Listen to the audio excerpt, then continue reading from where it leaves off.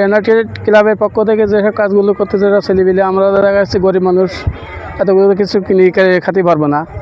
গরিব মানুষ এই যে আলু, পেঁয়াজ, রসুন, ডাল, চিনি, তেল, মাংস যেসবগুলো দিচ্ছে, এসবগুলোতে আমরা দেখা যাচ্ছে অনেক গরিব মানুষ কিনে খেতে পারে না।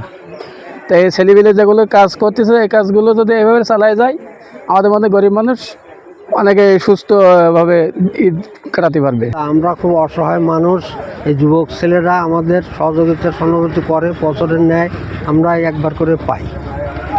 অন্য বছর যা দিত তার চেয়ে অনেক বেশি দিচ্ছে এবার। ইনশাল্লাহ দেখে খুব আনন্দ উৎসাহী লাগছে এবং আমরা পরিবার নিয়ে আনন্দের সহিত খেতে পারবো। রমজান মাস রোজা আছে, ইনশাল্লাহ আরও একটা আছে, থাকবো। কথা হচ্ছে এই যে এদের যে সংগঠন, এই সংগঠনটা আমার খুব পছন্দ হয়েছে। আমি গতবার একবার পাইছিলাম ওই ঈদের 1-2 দিন আগে। এবার তারা উদ্যোগ নিয়েছে, এইভাবে সংগঠন কোনো সরকারও নেই, কোনো নেতাগোটারাও নেই, কেউ দেয় না, কিন্তু এই যে সংগঠন এরাই আগে এসে গরিব দুঃখীদের মাঝে সেমাই পাইছি, তেল পাইছি, চিনি পাইছি, লুডুস পাইছি, ডিম পাইছি,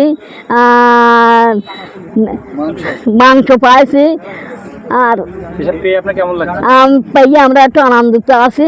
আমরা অসহায় মানুষ, আমরা সুখী, আপনারা সুখী থাকেন। আসসালামু আলাইকুম।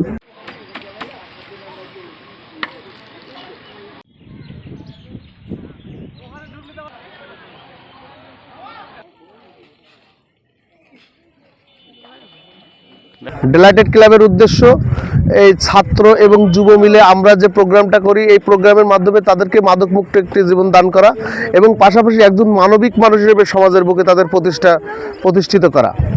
তো ডিলাইটেড ক্লাবের যাবতীয় প্রোগ্রামের ফান্ড বহন করে আমাদের এলাকার যারা প্রবাসী ভাইয়েরা আছে তারা, এবং আমরা যারা আছি বা আমরা যারা ছাত্র এবং যুব আছি তারা প্রতি মাসে একটা নির্দিষ্ট হারে কিছু টাকা, এবং যারা এলাকার চাকরিজীবী আমাদের ভাই এবং চাচারা আছে তাদের কাছ থেকে আমরা সহযোগিতাটা পাই। এভাবে আমরা আমাদের প্রতিটা মানবিক প্রোগ্রামগুলো কমপ্লিট করি।